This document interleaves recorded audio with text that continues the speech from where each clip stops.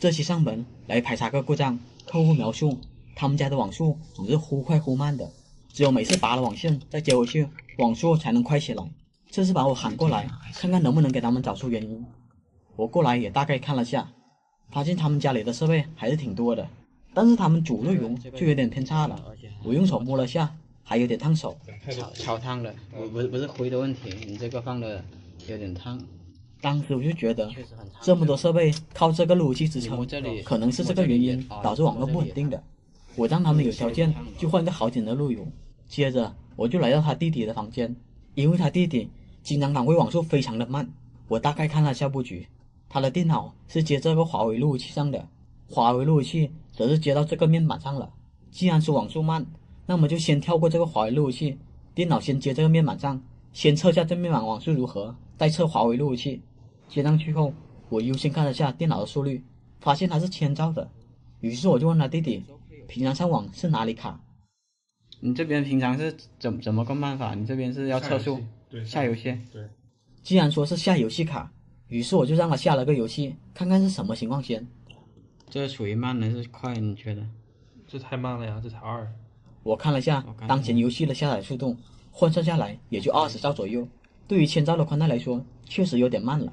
但是没过一会儿，下载速度就上到了100兆、200兆，只是后面的300多兆。但300兆还没保持多久，又掉到了100兆，这就让他弟觉得这边的网速不正常。但是小胡就和他解释，这种游戏下载波动一般都是属于正常的，因为游戏的服务器面对的是成千上万的玩家，如果这段时间内其他玩家也正在下载更新游戏，那你这边的下载速度会有一些波动。要是每个人都是千兆的下载速度，那边的服务器也吃不消。所以下载游戏快慢并不能代表你这边网速不好。原为这次排查就结束了，但是我去了另一个房间就发现了问题。这个房间的电脑也是接到一个华为路由器上的，但是我看了一下游戏下载，网速一直都没有超过100兆，也没有超过100哦，这个。对。你这个可能就有点问题了，拿我电脑来试一下。于是我就用电脑接上路由器测了一下速，发现一测下来，果然只有100兆的速度。只有100兆，那这个有问题了，我得找一下它主线。我看了下路由器的主线，发现居然是这种扁平线，这种线我是不建议使用的，因为它看看导比较差。我看它是接到这个面板上的，于是我就把它给拔了，换上我的网线试了下。换上去以后，我就用我电脑测了下网速，发现是可以跑到千兆的，看来就是这种线不怎么稳定了。但是我看这条线这么短，就算看看导差也不至于到100兆的情况，所以这边我又给了他一次机会。我把它接回去后，这次测速又变成了千兆，这就让我怀疑是不是这里面的面板没有打好。如果面板里面打的不规范，像这样网线推小太多，网速也会千兆百兆来回跳的。于是我就决定拆了这面板，看看里面是什么情况先。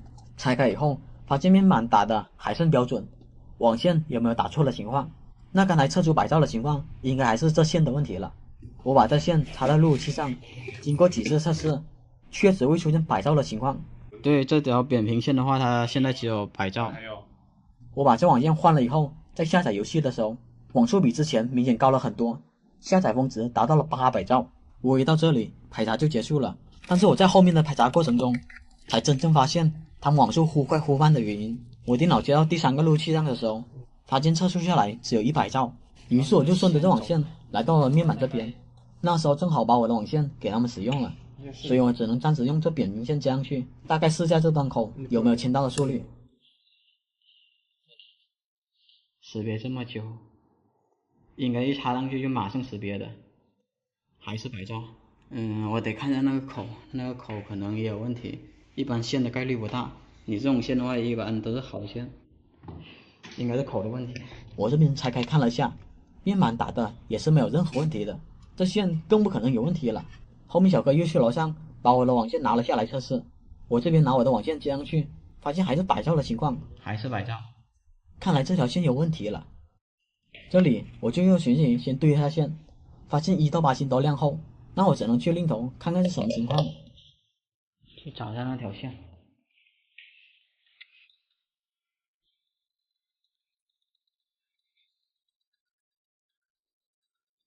这条。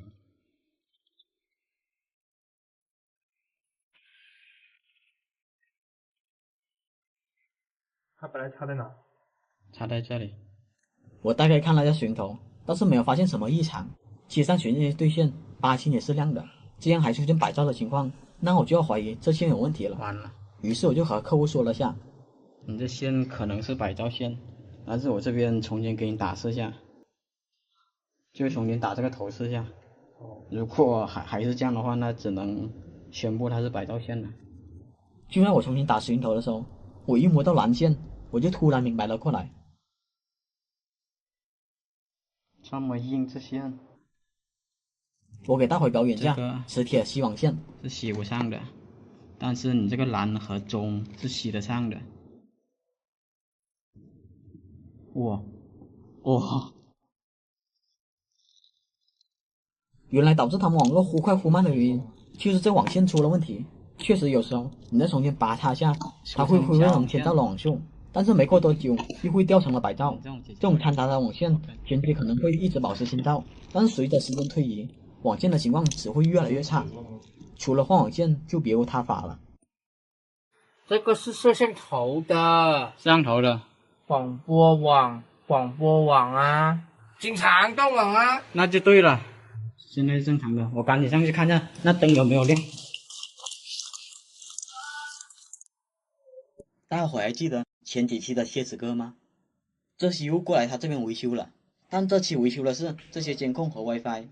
至于上次被他们这条网线给坑的时候，我是不想过来的，但是无奈他这边给的实在是太多了，于是我只能再次过来了。那这期他们的监控和 WiFi 又会给我带来什么样的惊喜呢？他们的监控主要故障是手机看不到监控了，这种对我来说分分钟能搞定，所以我放在后面再讲。我首先要解决的是他们 WiFi 没有信号的问题。我看到这些 AP 都显示红灯的时候，就知道它和 AC 失去了连接，这种大多数都是线路故障，所以测它线路就对了。我找来贴纸爬了上去，然后把设备给拆下来，直接用寻人仪开始找线。网线接上寻线以后，如果网线出现这样嘟嘟嘟的声音，那么这条线就是我要找的。想不到的是，在这里我就遇到了第一个困难。当时我把每一条网线都试了个遍，设备愣是没有任何反应。这么多条网线得让我找到什么时候？于是我就把寻人仪给丢了，只能用手图祖传的找线方法了。首先我把所有交换机的灯都给它记下来，如果数量太多了，就像我这样用手机把它给拍下来。为什么要这样？待会你就知道了。拍完毕后就回到 AP 这边，把它网线给拔了，然后再回来看交换机的灯，如果哪个灯灭了，哪条就是我要找的线了。但是经过图片对比，结果你们猜怎么着吧？这些灯愣是没有一个是灭的。当时我还以为我眼花了，然后我又重新对比了下，确实没有灭灯的。那么想必外面的 AP 线路压根就没有通向这里。因为我之前来过的原因，所以我知道他们2楼还有个机房，于是我打算去2楼碰碰运气。刚来到了2楼机房，结果运气挺好的，一下子就看到了写有 AP 标签的网线，这也省了我找线的麻烦。接着我就用电脑接到这个交换机上，看看这里出了什么情况先吧。我电脑接上交换机后，发现我电脑是可以上网的，然后我再查一下这路由器的后台地址，路由器的后台地址是192.168.0.1。我输入了这段地址进入后台，进来了后台，我首先在无线控制里面查看了下 AP， 结果 AP 列表里面愣是没有一个 AP， 没理由啊，这些 AP 和路由器都在一个交换机上，按理说路由器应该能找到 AP 才对啊。当时我又看了下服务配置，发现这里面居然没有任何的设置，这就让我更纳闷了，难不成这个路由器还不是负责楼下那些 AP 的？于是我就把我电脑网线给拔了，接到上面那个交换机，看看什么情况先。因为上面这些交换机是这个路由器负责的，我进入了这路由器的后台，在服务配置里面果然看到了之前的配置，这下我才明白过来，原来第一个路由器才是负责楼下的这些 AP 的。至于为什么会接到下面那路由器上，那我就不清楚了。然后我就把线给拔了，接回了第一个路由器上，但是尽管接上了， AP 列表里面却迟迟没有任何 AP 的出现，没办法，只能拿电脑下楼看看什么情况了。当时我把 AP 线给拔了，直接插到我电脑上，结果发现我电脑有网络不说，我电脑还一样可以进入路由器后台，那么这就证明了他们的线路确实是相通的。但是 AP 列表里面依旧空空如也。我也查了 AP 的工作状态，是 FIT 模式的，这种情况下不存在收不到的理由啊。当时没办法，我只能从这个 AP 后面贴的初始 IP 地址下手了。我把我电脑改成了和 AP 一个网段后，打算进入 AP 后台看看什么情况的时候，却发现它后台默认地址早就被人家修改了，我用扫描器也扫不到被修改的地址。这种情况下，我就陷入了死胡同。无奈，我只能打电话给厂家技术，看看他有没有什么解决方法。电话转接中，请稍后。为保证服务质量，您的通话可能会被录音。通话结束后，请对我们的服务做出评价。当时我和厂家交流了半天，为了不浪费大伙时间，我就挑重点的给大伙听吧。对，先全部重启一次，你看它能不能正常。这种全部重启的一个动作，它就是让内网的 ARP 的缓存做一个释放。因为如果说你内网有其他的这种冲突存在，或者说它通信出现了异常，通过重启它能够修复，你可以试一下。目前的话是没有的，它是一个纯净的网络，就是 AC、AP 在一个交换机上。不管它纯不纯净，但是现在有这个现象的话，建议可以按照这个方法来排查一下。其次，如果说您重启了，它都还是不可以的话，那就要考虑其他的因素了。反正他当时绕了半天，离不开重启就对了。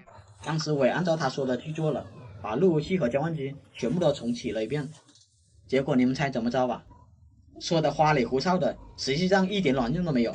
我也懒得再打电话回去了，那只能用自己的方法来维修了。我下楼把这个 AP 给拆了。大伙看到这个 reset 键没有？它是还原出厂键，只要长按5秒，然后等待它的灯变成绿色，它就还原出厂成功了。我用了这个方法，把这2个 AP 还原出厂成功后，再去2楼刷新一看 ，AP 果然出现了，他们的 WiFi 也正常的运转了。但是可惜的是，还有2个 AP 没有恢复过来，因为这2个 AP 他们装的实在是太高了，只能让他们自己想办法了。好了 ，AP 的事总算是告一段落了，接下来就是这些倒霉的监控了。我要来了他们监控密码，然后我看了下他们监控网段是 192.168.2.1 段的，我们这里记一下它的网段，然后我点击了下与世云，就可以看到这个设备是离线状态的，只要设备一离线，手机就无法观看监控了，这种很好解决的。我知道他们楼上机房那2个路由器的地址都是 192.168.0.1 网段的，想要监控联网的话，那么必须要和路由器同个网段才行。但是我现在不确定一点的是，他们这些监控交换机里面有没有网线是接到2楼的路由器上的，我也懒得用电脑来查了，索性我直接让录像机自动获取地址试了下，录像机经过自动获取后，2网段就变成了0网段。我再看了下设备状态，也显示在线了，这就意味着手机可以观看监控了。但是一个问题又来了，由于录像机变成了0网段，摄像头还处于2网段，2个网段不匹配的情况下，所有的摄像头都断开了。为了不影响监控录像，我只能把录像机再改回2网段了。改回2网段后，虽说摄像头又重新连接上了，但手机又看不了了。面对这种情况，有2种解决方法，要么修改楼上路由器的 IP 地址，要么修改这20个摄像头的 IP 地址。但是楼上路由器我可不敢随便给他修改地址，谁知道他们有没有进来设备接入，到时候改了，倒霉的还是我。但修改这20几个摄像头 IP 地址也是有点够呛的，万一他们密码还是不一样的，那我就准备留在这里过夜吧，这可不行。好在我发现这录像机是多网卡的，那就好办了。然后我去看了下录像机的网卡有没有在使用，运气挺好的，录像机的网卡没有接任何设备。那么我就拿一条有外网的网线把它接到网卡上，然后再把下面呢默认路由器选项改成网卡这样录像机也显示在线了。至于剩下这摄像头，他们说不是那么重要，所以就没让我修了。好了，下一期是解决家庭 WiFi 信号差的问题。